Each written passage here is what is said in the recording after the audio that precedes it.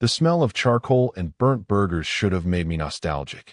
Instead, it choked me when I found the hotel key card tucked behind our son's fourth-grade soccer photo in Danielle's purse. Not just any key. Marriott, room 214, under the name Marcus Holloway. Her personal trainer. The one who'd been rehabilitating her sciatica 3 times a week. My thumb traced the embossed numbers like Braille, each ridge confirming what my gut had screamed since she'd started wearing that fucking jade necklace Marcus supposedly blessed at his cousin's yoga retreat. She was flipping salmon kebabs by the pool when I approached, Lydia perched on the patio swing behind her with a wine glass that never seemed to empty. Danielle. The name tasted like battery acid. Forgot your lipstick. I held up the tube I'd palmed. Revlon's Crimson Night, a shade she'd sworn was too trampy when our daughter asked to borrow it last prom season. Her tongs froze mid-flip. A shrimp slid off the grill into the flames. You went through my purse. Funny thing about marriage, I said, flicking the key card onto the searing grill between us. Plastic curls blackened at the edges. 30 years in, you start recognizing when your wife's perfume smells like another man's cologne. Lydia's swing creaked. Danielle didn't blink. You're paranoid, Charles. It's the stress from early retirement. All those numbers finally melting your brain. She gestured toward our grandson squealing in the pool, droplets catching the sunset like liquid amber. Look around. This is real. Whatever delusion you're. Room 214's view, any good? The key card was molten sludge now, stench mixing with Lydia's syrupy Chardonnay laughter. Or does Marcus prefer you facing the wall? A beat. 2. The patio lights flickered on automatically, moths kamikaze diving into the bulbs. Danielle set down her tongs with surgical precision. I want a divorce. Lydia's glass clinked as she stood. Danny, maybe we should. No, my wife. No. The stranger wearing her face peeled off her polka-dotted oven mitt. A blister was forming where the key card's heat had seeped through. You've been dead behind the eyes since Jake left for college. I'd rather fuck a man who still has a pulse. Something sharp pressed against my palm. The lipstick tube cracked from my grip. Cherry red wax bled between my fingers like a fresh wound. Sign the papers by Monday, she said, or I'll take the lake house in the settlement.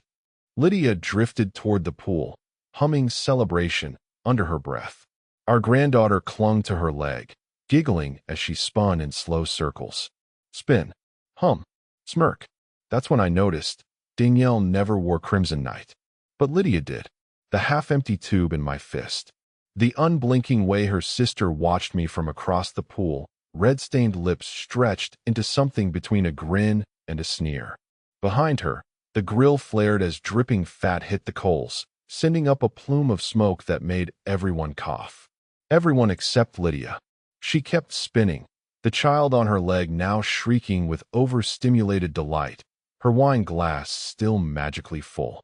Danielle was already texting someone, thumbs flying. Probably Marcus. Maybe her lawyer. Definitely not our son, whose graduation photo stared up at me from her abandoned purse. Jake's smile, all her genetics, none of mine. I pocketed the lipstick. Lydia's reflection warped in the pool water as I passed, her smirk rippling like a predator glimpsed through murk. Charles. She held up her glass and mock toast, ice cubes clinking. Don't work too hard this weekend. The shrimp in the flames finally ignited, sending up a spiral of black smoke that stung like a chemical burn. I smiled until my molars ached. Let them think they'd won. Retired accountants have 2 specialties: finding discrepancies and waiting for the right moment to expose them. The safe deposit box reeked of mothballs and regret. I'd rented it 3 days after the barbecue, stuffing it with every shred of dignity I had left. Danielle's prenup, Jake's baby teeth in a Ziploc bag, the cracked Crimson Night lipstick. The private investigator's card felt heavier than it should have. Milo Varga, discreet inquiries printed in faded Comic Sans. The guy answered on the first ring with a mouthful of pastrami. Talk fast, I'm double parked outside a Cinnabon. Turns out Marcus wasn't just some meathead with a foam roller and a protein shake habit. His last known address: Lydia's condo complex. 2018 to 2020, back when she was still married to that orthodontist who moved to Belize. The PI's dossier included surveillance shots of them canoodling at a Mets game. Lydia in head-to-toe Lululemon, Marcus shirtless under an open jersey despite the April chill. My favorite was the time-stamped photo from the night of our 25th anniversary party. Lydia, sick with food poisoning, in our guest bathroom, while Marcus's Range Rover idled down the block. But the Real kicker came wrapped in greasy deli paper. Almost missed this, Milo had grunted, sliding over a blurred snapshot from an ATM camera. Lydia handing Marcus a wad of cash outside a Chase bank, her left thumb hooked weirdly, the same nervous tick she'd had since their father's funeral. I'd watched her dig fingernails into that same thumb during the will reading when the lawyer said, "Primary beneficiary, Danielle." Memory hit like a phantom limb. Lydia's shrill laugh at the probate office, 23 years back. "Guess Dad loved your meatloaf more than my law degree." She'd been eyeing the antique emerald brooch our mother left me, the one Danielle accidentally dropped in a mimosa pitcher 6 months later. Back home, I tore apart Jake's abandoned gaming PC. Kids never truly delete anything. Just ask the IRS. 2 hours of combing through his Discord chats revealed gold. A months-old message from LYDS the Queen with an encrypted link. The file? Texts between Lydia and Marcus from some burner app, dated right after Danielle's mother died. Marcus, she bite on the inheritance tax story yet? Lydia says she'll liquidate the bonds Monday. Play the concerned brother-in-law angle harder. Marcus, you sure this works? Lydia, I've been cleaning up her messes since she got knocked up at 19. Time she paid for the fucking laundry service. The dates lined up perfectly with Danielle suddenly remembering her mother's deathbed wish to sell family bonds. The same bonds Lydia had raged about being excluded from. I traced the withdrawals through offshore shells, watching Lydia's manicured fingerprints smudge every transaction. At 3 a.m., I found myself staring at the ATM photo taped to our former bedroom wall. Something about Marcus's posture, leaning away from Lydia's outstretched hand like it held a live grenade. Then it clicked, zooming in on his jacket pocket, the outline of a hotel key card. Not Marriott. Hilton. Room 422. I cross-referenced Danielle's calendar. Spa day marked in lavender ink. The same day $15,000 vanished from our joint account. The same day Lydia posted Instagram stories tagging Marcus at a couple's mindfulness retreat upstate. My calculator hummed as I ran the numbers again. Compound interest is a beautiful thing when you're the one holding the principal. By sunrise, I drafted 12 burner emails to Marcus from fake accounts, a Nigerian prince, a Pfizer vaccine trial recruiter, a Marriott Rewards program alert about his platinum status. He clicked the phishing link at 9:06 a.m. While his phone synced to my cloud, I toasted Danielle's favorite cranberry walnut bread. The scent used to make me smile. Now it just smelled like burning money. Lydia called as I scraped charcoal into the disposal. "Charles." Her voice dripped honey laced with strychnine. "Danny's worried you'll do something drastic." I watched Marcus's location ping move toward her condo in real time. "Tell her not to flatter herself. Be smart." A clink of ice cubes. "Take the deal. Walk away with your golf clubs and whatever's left of your dignity." Through the window, the lake house glimmered. Danielle's grandmother's engagement ring melted down to pave the dock. Funny you should mention dignity.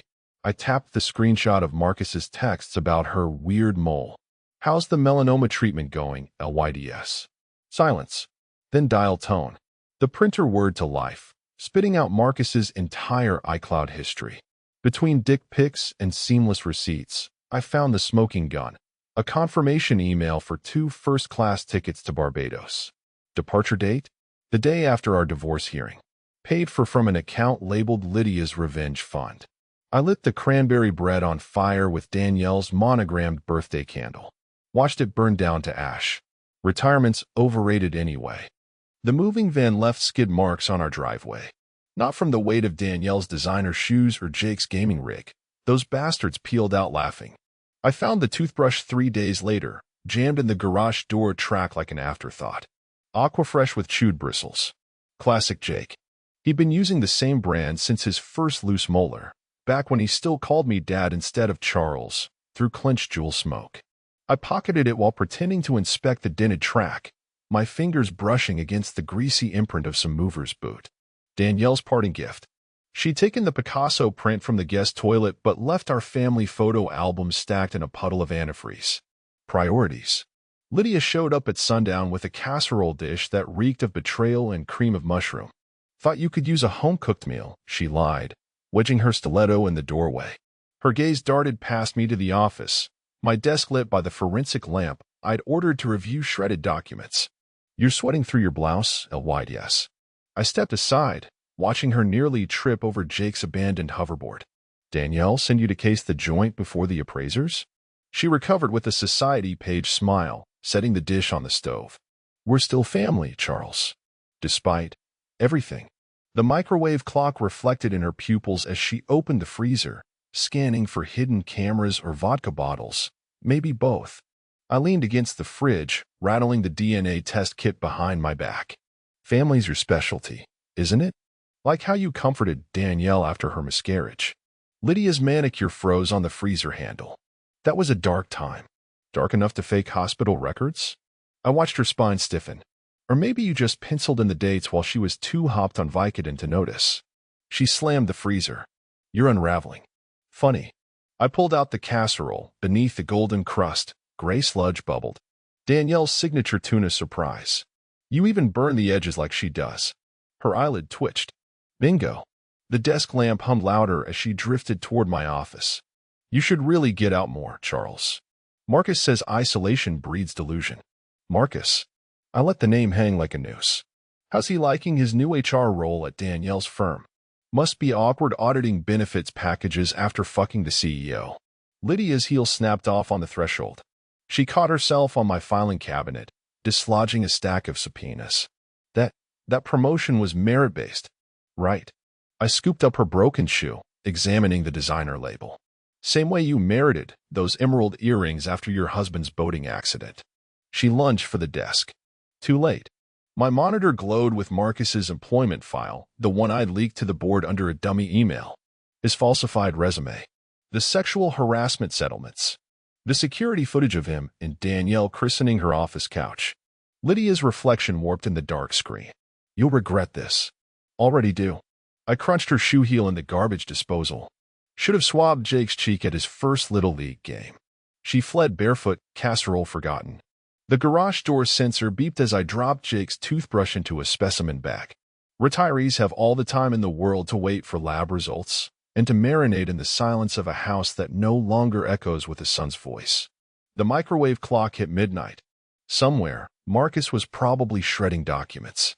Danielle was likely redecorating her love nest. And Lydia? She'd be scrubbing her browser history, wondering which lie I'd get next. I spread the tuna surprise on the driveway. Feral cats descended within minutes, hissing as they fought over chunks.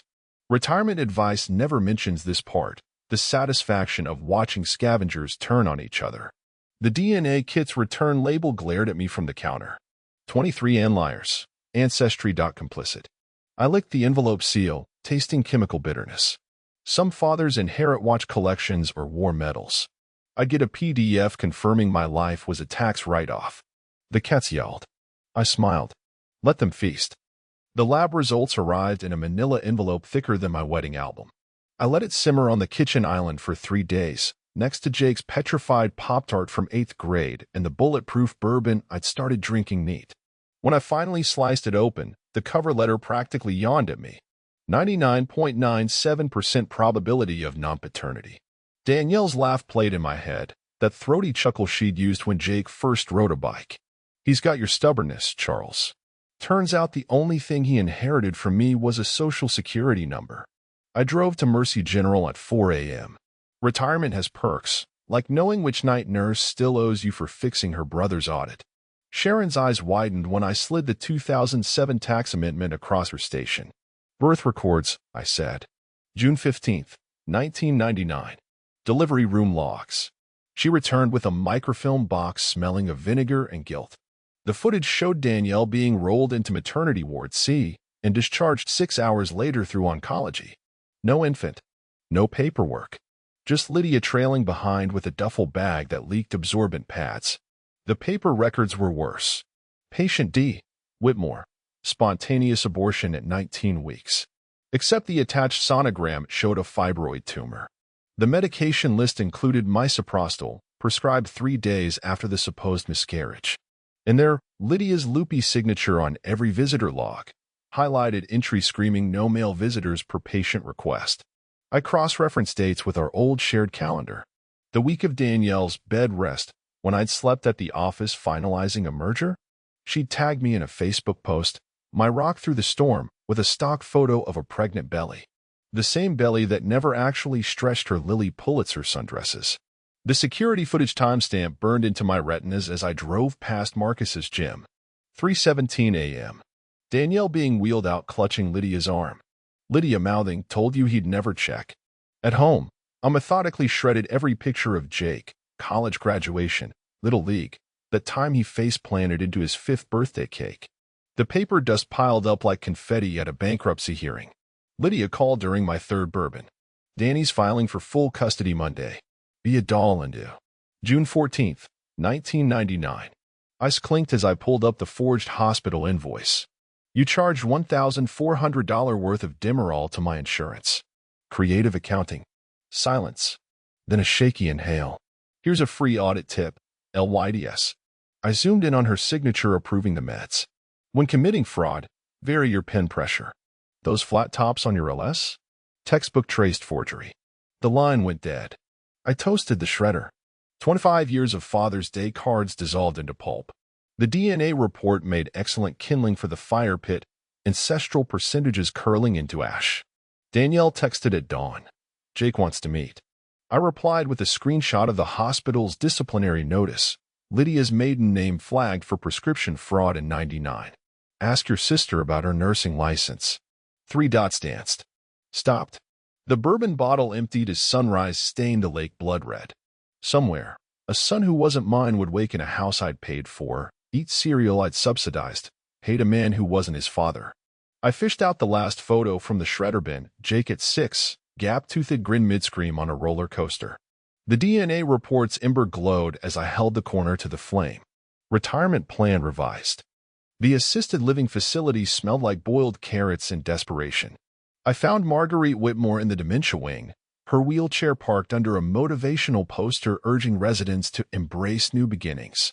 Her gnarled fingers clutched a faded photo of Danielle and Lydia at their father's funeral, the same event where she'd slapped me for suggesting the eulogy was too long. Charles. Her milky eyes tracked the heart monitor beeping near her forepole. Come to gloat about the divorce? I dropped the forged miscarriage records in her lap. Came to ask how much cyanide costs these days. Heard you've got bulk rates. The heart rate spiked. Good. She traced Lydia's signature on the hospital forms, nail polish chipped like old blood. She threatened to put me here if I talked. A cough rattled her chest. But you'll ruin them faster. The key slid from her sleeve into my palm, cold steel stamped with Unit B-17. Sunset storage. Your anniversary gift to us, I muttered, remembering the weekend getaway she'd gifted us in '08. The same weekend Lydia had cats at and accidentally flooded our basement. Marguerite's grip tightened like a tax bracket vice.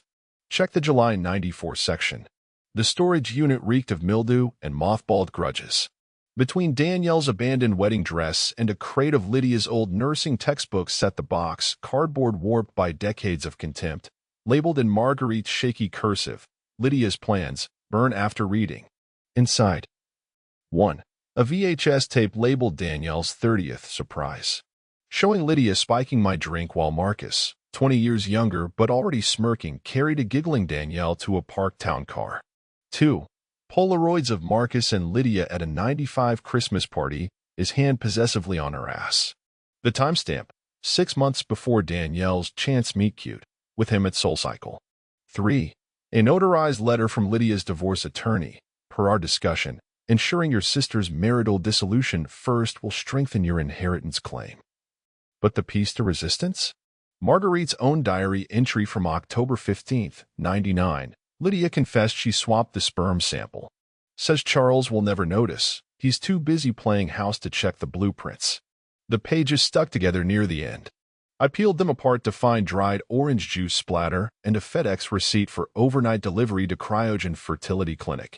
Danielle's contact info, my signature forged on the consent forms, and Lydia's personal check for $5,000 memoed, sibling discount. The storage unit's single bulb flickered as I spread the evidence across the concrete floor, a family tree uprooted to reveal rot at its core. Outside, a thunderstorm brewed over the lake house Danielle was trying to steal. I texted Lydia a photo of the FedEx receipt, attached a screenshot of Cryogen's bankruptcy filing, their records subpoenaed last week. Her reply came swift as a guillotine. You'll bury us all. Rain sheeted against the unit's roll-up door as I relocked the box. Retired accountants know better than most. The difference between vengeance and justice is just a matter of creative bookkeeping. Let the audit begin. The diary's pages crackled like old bones as I photocopied them at 3 a.m., the industrial machine humming louder with every incriminating flip.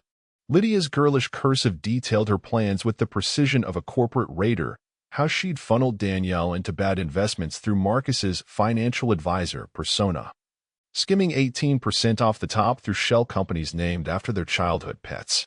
My favorite entry, Juno 7D, took $200,000 loan against Lake House. Told her it's for tax purposes. Idiot actually believed me. I spent 9 days crafting the perfect counterfeit. Not some amateur PDF, full-color replicas of Danielle's trust fund statements showing a dormant $4.3 million in Cayman accounts, complete with watermarked letterhead from Lydia's actual offshore bank. The bait? A memo line reading Inheritance Tax Shelter, L. Whitmore, authorized signatory. Marcus took the hook faster than a payday loan. His encrypted chat logs lit up that night. Marcus, WTF LYDS, you said the trust was drained. Lydia, don't touch that account. Marcus, too late. Already moved $850K to my Panama shell. I watched from my newly installed surveillance nest, 3 monitors glowing in the dark where our bed used to be. Danielle's Apple ID still synced to my cloud. Her frantic Google searches for sudden wealth tax implications scrolled by like poetry.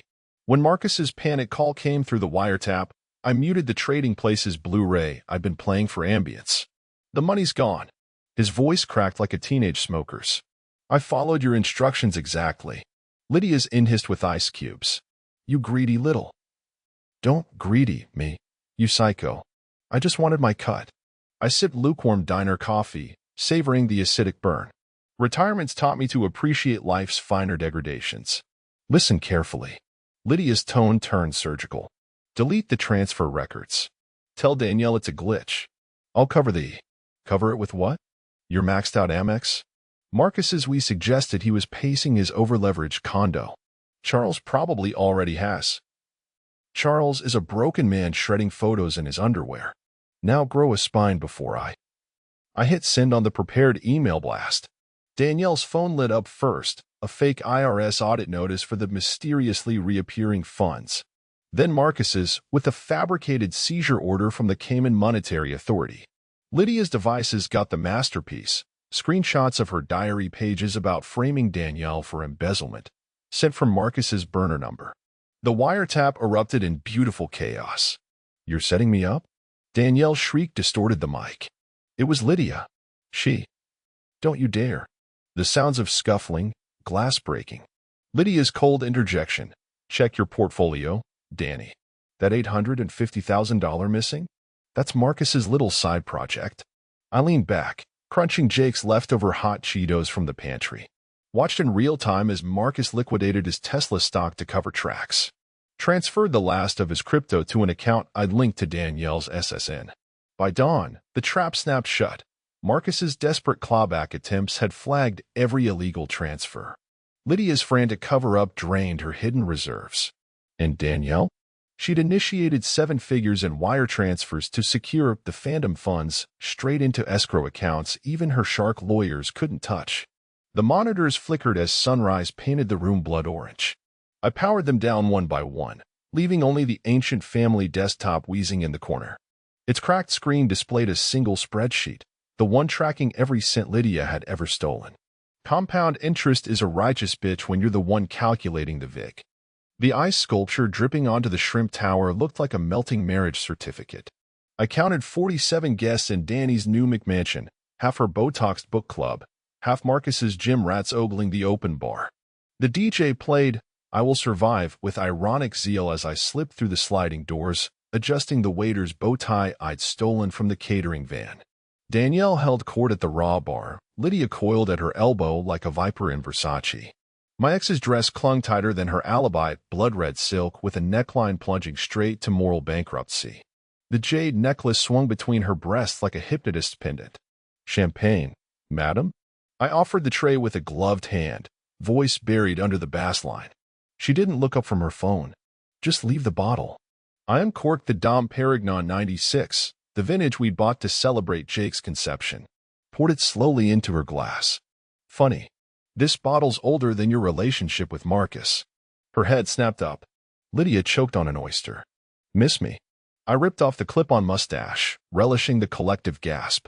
A Zumba instructor dropped her phone into the fondue. Danielle stood so fast her chair toppled. Security. Relax. I raised the envelope, thick as a divorce decree, sealed with wax from our wedding candles. Just delivering a housewarming gift. Lydia lunged, but I tossed it to Marcus. He fumbled the catch, his Rolex clanking against the ice bucket. Open it, I urged. There's a check inside for all the money you've misplaced. Danielle snatched it first. Her manicure tore the seal with feral precision. The DJ killed the music mid-chorus. Out slid the 8x10 glossy, Marcus and Lydia lip-locked in his Audi, timestamped 2 hours before the party. Beneath it, a ledger page showing $2.3 million funneled to offshore accounts under L. Whitmore, consultant. Lydia's foundation cracked along her hairline. Photoshop, she croaked. Pathetic attempt to. Check the glove compartment, I told Marcus, nodding at the photo. You'll find Lydia's earring. The one shaped like a dagger. Poetic. Really. Danielle's hands vibrated like a struck tuning fork. The papers fluttered to the floor, landing in a puddle of champagne and caviar. I grabbed the mic from the DJ's stunned grip. Toast. The feedback screeched. To fresh starts, may yours last longer than Marcus's fidelity. Lydia hurled her wine glass. I ducked, letting it shatter against the ice sculpture's crumbling heart. You're insane. Danielle hissed, but her eyes kept darting to the Audi keys in Marcus's pocket. I pocketed the jade necklace I'd pickpocket during the toast. Insane. The cold stone bit my palm. No, sweetheart. I'm amortized. Security arrived as I exited through the kitchen, past the sous chef gaping at the monitor showing Marcus's browser history. Retirement's full of simple joys, like prepaying a line cook $500 to accidentally live-stream the meltdown to every guest inbox. The envelope's last item fluttered under a Mercedes tire as I left, a duplicate key to Lydia's storage unit. Let them play forensic accountant. I drove home humming Ding Dong. The witch is dead. The rearview mirror framed the party lights blinking out one by one, like a stock market crash in real time. The video started recording the moment Danielle's acrylic nail split the envelope. I'd rigged the chandelier cam myself, nestled between crystal teardrops and the cobwebs Lydia's housekeeper forgot to dust. My phone screen lit up with Danielle's contorting face as she registered the photo. Marcus's hand tangled in Lydia's bleach blonde extensions, her scarlet mouth suctioned to his like a remora on a shark. Timestamped 3 days after our divorce filing. Location tagged to the Hilton's rooftop bar, where Danielle thought she'd been networking. You're supposed to hate each other. Danielle's shriek rattled the champagne flutes. Lydia plucked the photo with manicured calm, examining it like a misprinted coupon. Hate's expensive, sis. Indifference is free. She tossed it into the fondue pot, watching cheese bubbles consume Marcus's face. Besides, someone had to clean up your mess when Charles grew a spine. The crowd froze, Botoxed matrons clutching pearls, gym bros mid-swig. I zoomed in on Marcus edging toward the fire exit, his tan melting into pallor. Danielle lunged, ripping Lydia's necklace chain. Was the miscarriage fake too? Which one? Lydia smiled, blood welling where the clasp nicked her collarbone. The one where you lost Charles's kid, or where you thought you lost Jake? The room inhaled as one. My thumb hovered over the cloud save button. Danielle's slap left a coral lipstick smear on Lydia's cheek. You psychotic. I'm psychotic. Lydia caught her wrist, voice dropping to a velvet snarl. You begged me to fix your little problem when Charles's sperm count came back low. Jake was always part of the deal. Silence. The DJ's AUX cord hissed like a live wire. Danielle's face collapsed.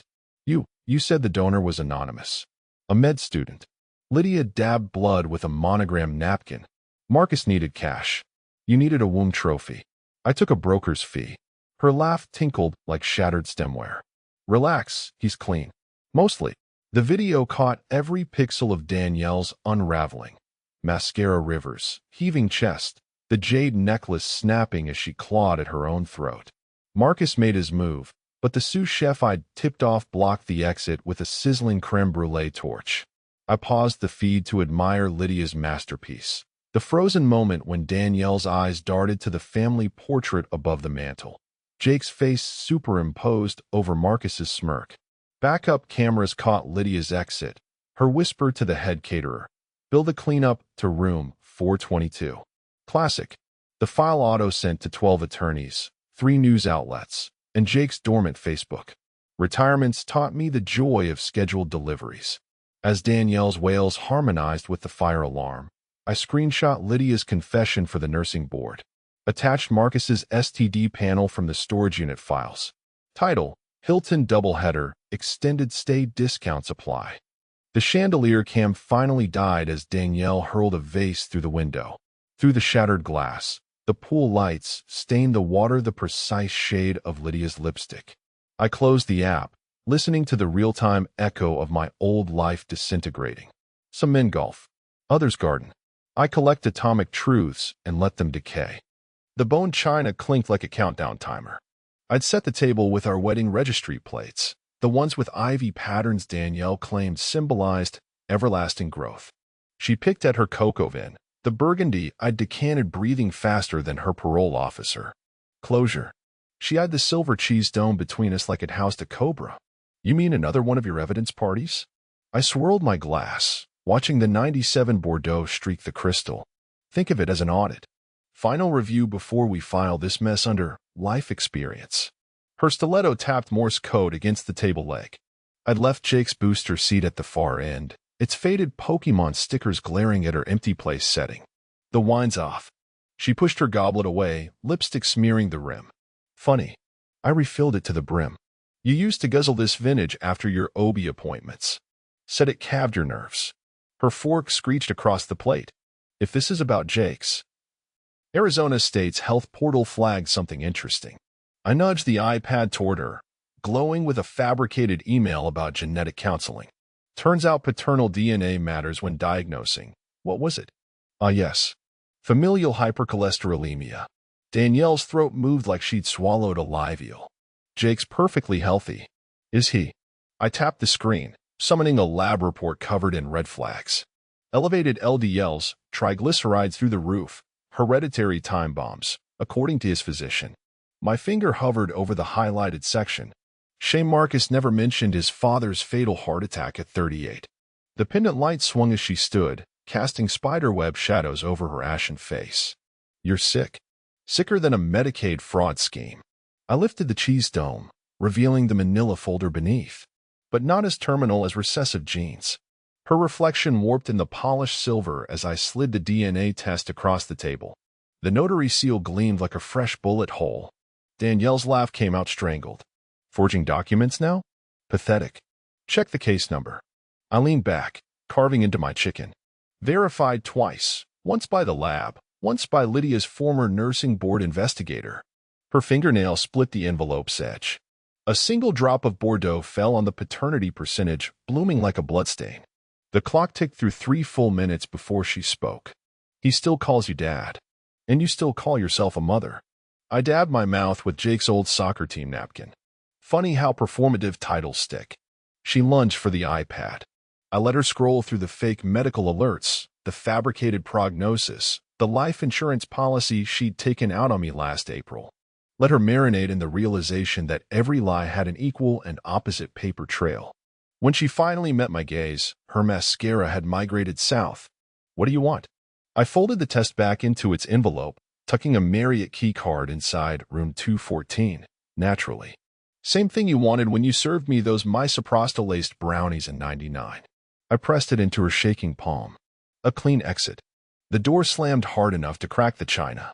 I toasted her untouched wine glass, the ivy patterns now resembling prison bars in the flickering candlelight. Retirement's full of quiet victories, the kind that taste like Bordeaux and burnt bridges. The grandfather clock chimed once, a death knell for her performative outrage. Danielle's laugh ricocheted off the Waterford crystal, sharp enough to crack the veneer. You think a Photoshop job and some sealant makes this real? She flicked the DNA test, her diamond wedding band catching the light like a blade. I let the accusation hang, sipping Bordeaux as I pulled up the audio file. Lydia's drunken perused from hidden speakers, recorded 3 nights prior when she'd called to threaten me with a restraining order. Stupid to think you'd ever notice. Danny was popping Xanax like Tic Tacs during the IVF cycle. Swapped the sample during her massage. You know how she'd zone out after those aromatherapy candles? Like taking candy from a coma patient. Danielle's knuckles whitened around the test. AI-generated bullsh. Best part? She begged me to protect Charles from the truth. Pathetic. But hey, at least Jake's real dad got a sweet Camaro out of the deal. The voicemail ended with a hiccup and a dial tone. Her chair screeched as she staggered back, hip hitting the sideboard. Our wedding crystal trembled, the same set she'd accidentally smashed during Jake's first asthma attack. A single flute tipped, shattering against the IVF vial I'd repurposed as a paperweight. You let me believe, her voice disintegrated. I rotated the vial, watching frozen genetic material glint under the chandelier. Believe what? That Lydia cared about your happiness. The embossed cryogen label flaked under my thumb. Or that I'd stay the clueless cuckold funding your sister's pyramid schemes? Danielle's knees hit the Persian rug hard enough to unravel the weave. She clutched the table's edge, French tip nails splintering against mahogany. Jake, he can't. He can't look at you now? I crouched, eye level with her running mascara. Imagine how he'll feel when he learns Aunt Lydia picked his biological father from a lineup of washed-up linebackers. Her sob hitched, a wounded animal sound she perfected during miscarriages that never were. The grandfather clock ticked through her unraveling, each second measured in collapsing lies. I stood, adjusting my cufflinks forged from melted-down baby bracelets. You spent 30 years gaslighting me into doubting reality. The DNA test crinkled as I tucked it into her clutch. Turns out you're just like your sister, a hack who can't even plagiarize convincingly. She lunged for the broken crystal, sliver slicing her palm. Blood pooled with Bordeaux drips, staining the rug's peony's arterial red. Careful, Danny. I stepped over her trembling form. That's genuine Persian. You'll owe me $8,000 in the settlement. The front door groaned as I left her cradling the IVF vial, its contents long thawed, its promise rotted to DNA soup. Retirement planners never mention this part, the exquisite silence after the last domino falls. Somewhere, Lydia's phone buzzed with the voicemail clip. Marcus's Camaro got repossessed at a traffic light. And Jake? He'd received the lab results in 17 minutes, right after his cholesterol medication arrived by courier. Compound interest indeed. The safe house door exploded inward before I could finish burning the last of Jake's baby clothes. Lydia stood haloed by flickering hallway lights, her Chanel tweed jacket buttoned wrong and eyes wilder than a Lehman Brothers shareholder meeting. You forget I did your taxes for 12 years. She slammed a dossier on the warped floorboards, 1,099 spilling out like confetti at an audit. Capital gains on the lake house. Offshore consulting fees. That little Roth IRA shuffle in 15. Her stiletto ground into a spreadsheet. I'll bury you. I lit another onesie with my Zippo.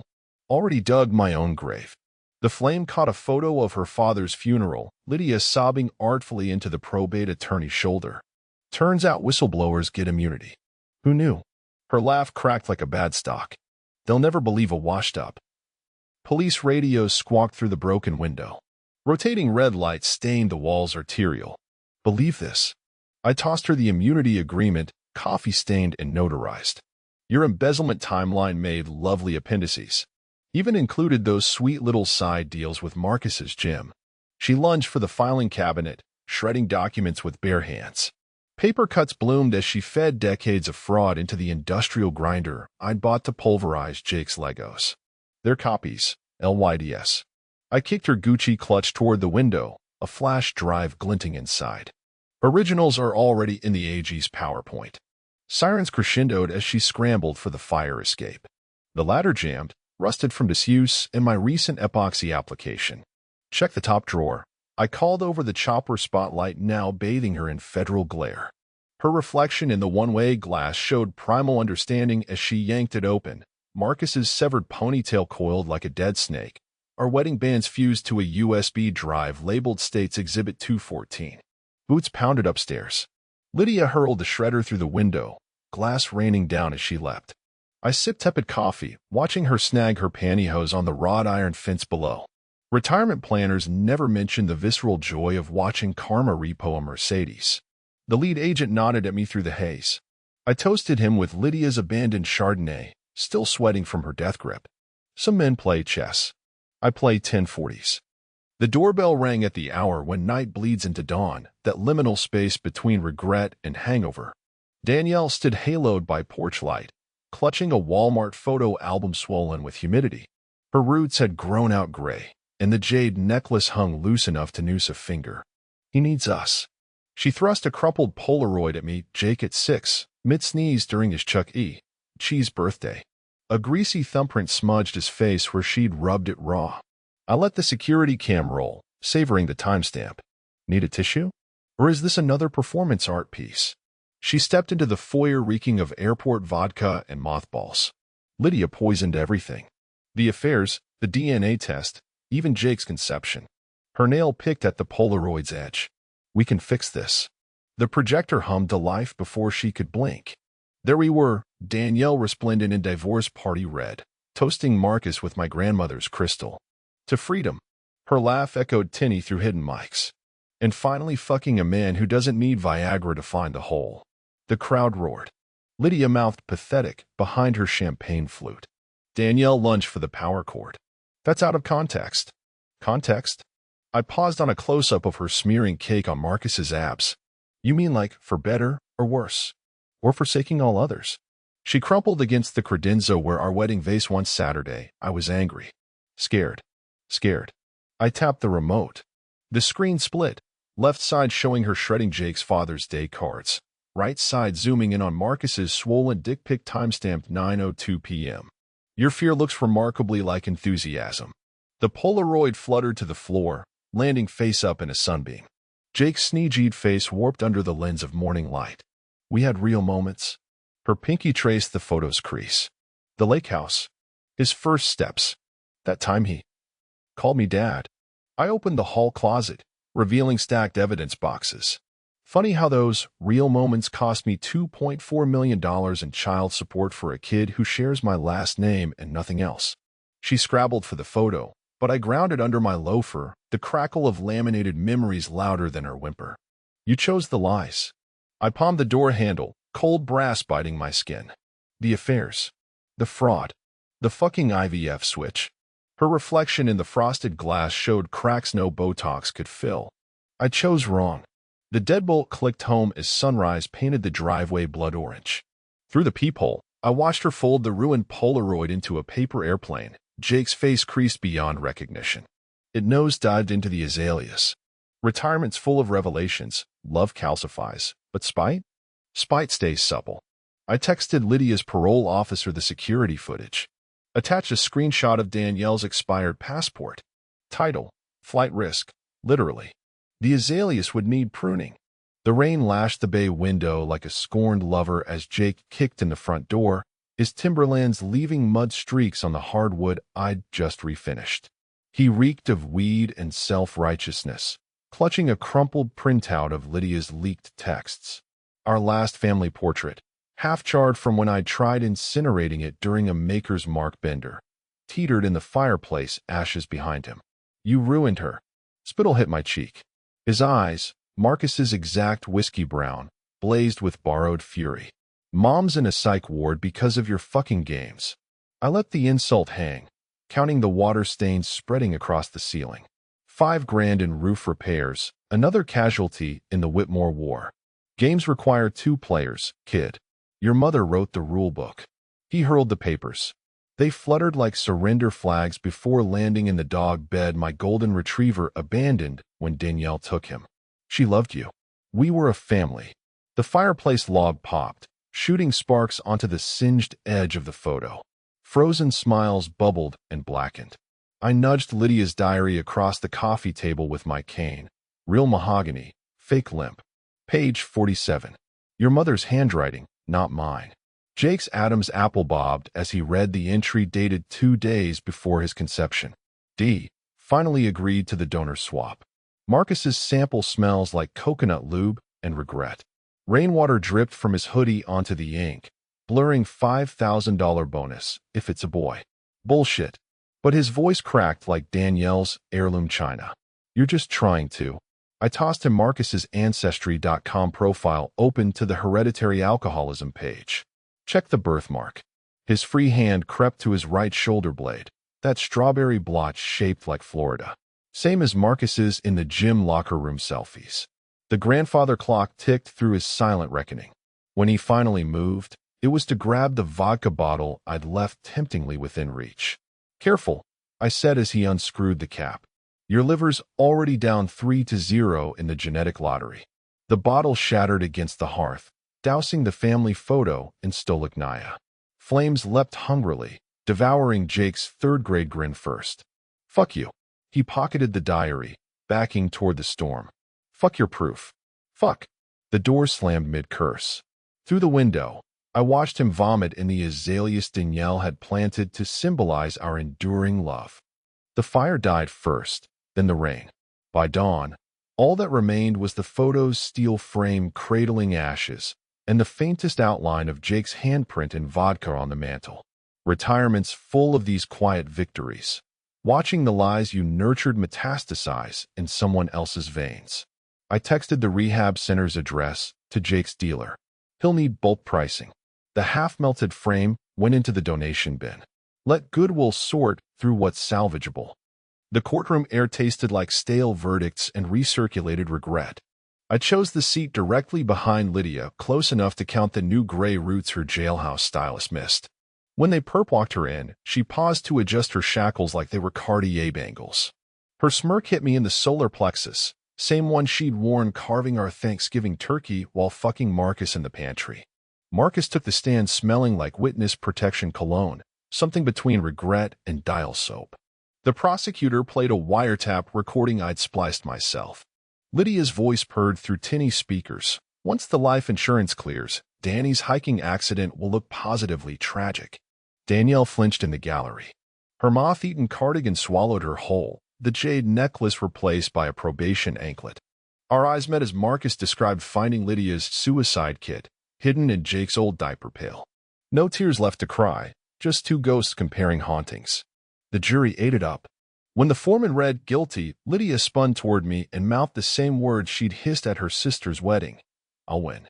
Her lips cracked from prison chapstick, but the venom remained vintage. I flicked the switch in my breast pocket, the one activating the courtroom's emergency sprinklers. As chaos erupted, I leaned into Lydia's ear. Check your commissary account. Her orange jumpsuit darkened to burnt sienna. What did you? Bribed your cellmate. I nodded at the tattooed woman cackling in the defendant's pen. Enjoy the lifetime supply of menstrual pads. Heard they make great escape parachutes. The bailiffs dragged her out backward, her scream curdling into something primal. Danielle shuffled past clutching a CVS bag of meds, her hospital bracelet catching on my cufflink. He looks just like you in the visitation photos, I said. She froze. Who? The orderly's baby. Marcus Jr., right? I adjusted the cufflink engraved with Jake's real birth date. Congrats on grandmahood. Her shriek harmonized with the fire alarm.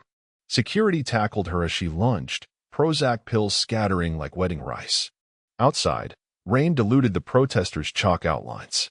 My umbrella caught the wind, flipping inside out to reveal the silk lining Lydia had bought me for our fake anniversary. The defense attorney scurried past, cell phone glued to his ear. Yes, the appeal's dead, but Whitmore's offshore trusts are still it. I dropped a burner phone in the sewer grate. Let the feds trace those shell companies to Marcus's baby mama. At the parking meter, a familiar figure hunched under the bus shelter. Jake's hoodie hung limp, his face gone under street lamp jaundice. He opened his mouth, maybe to curse, maybe to beg, but I tossed him the keys to the lake house. Foreclosed, I said. Squatter's rights apply after 30 days. His laugh sounded like Danielle's. The keys hit the pavement as a city bus swallowed him whole. The rain intensified, washing Lydia's mugshot from the courthouse steps. Some victories taste like communion wine. This one tasted like the silence between heartbeats. The envelope smelled like jailhouse soap and regret. Jake's handwriting, or a decent forgery, sprawled across the front. Meet me at the lake house. 8 p.m. Bring the truth. I pressed the paper to my nose, inhaling the ghost of Danielle's gardenia perfume. Hope, that pathetic little creditor, came knocking. The lake house sagged under foreclosure notices, its dock rotted through like a bad alibi. I found her in the master bath, head lolled against the dry jacuzzi where we conceived our imaginary child. Empty pill bottles formed a shrine around her: Xanax, Ambien, the Zoloft I'd paid for during Jake's existential phase. Her hospital bracelet dangled from the towel rack, the barcode smeared with lipstick the color of old blood. Paramedics fumbled with the stretcher as I pried the suicide note from her fist. Lydia's stationery, naturally. Charles, you wanted a clean exit? Here's your receipt. P.S. Check the DNA test footnote. The ER fluorescence exposed every crack in Danielle's Botox armor. Machines beeped the rhythm of her new existence, brain activity flatlining between commercials. The nurse handed me a clipboard with a post-it. Patient repeats Charles 12-15x/hour. Thought you should know. I found the footnote later, buried in the test appendix. 99.97% non-paternity probability. Margin of error, 0.03%. Lydia's cackle echoed through the visiting room glass the next morning. That's 0.03%. She tapped her temple, shackles clinking. Jake's your nephew. Marcus is my half-brother. Dad's little Vegas upsie. Her grin could have flayed bone. Either way, you raised kin. The vending machine hummed as I sorted quarters. 3 decades of tax returns couldn't calculate this debt. In Danielle's room, the heart monitor blipped. Her hand twitched, the same fingers that once traced Jake's baby cheeks now clawing at air. CH, her ruined voice box gurgled. I pressed the DNA test into her unfeeling palm, the 0.03% glowing like a cigarette burn. Funny. I adjusted her oxygen tube, the jade necklace I'd reclaimed glinting in the morphine drip's glow. Your sister's first honest act was destroying you. The nurse's note crinkled in my pocket as I walked past the empty waiting room. Jake's unsigned custody papers fluttered in the trash can, another heir to nothing. Rain sheeted across the parking lot, dissolving Lydia's taunts and Danielle's whispers. Some audits leave balance sheets intact but incinerate the soul. I revved the Mercedes engine, the lake house key still dangling from the ignition. Let the bank repo it. Let the mold claim the walls. Let the next family gut the place and pretend the stains on the master bath tiles are just water damage. Retirement planners never warn you. The compound interest on vengeance always comes due. The nursing home reeked of ammonia and unspoken regrets. I found her by the window, wheelchair angled toward the parking lot where staff smoked vapes and compared shift schedules. They dressed Danielle in a faded floral blouse, same pattern as the curtains in our first apartment, back when her lies still had the decency to hide. The DNA test landed in her lap with the weight of a headstone. Her left eye tracked the movement, the right stuck in a permanent stare at some midpoint between betrayal and the fire exit.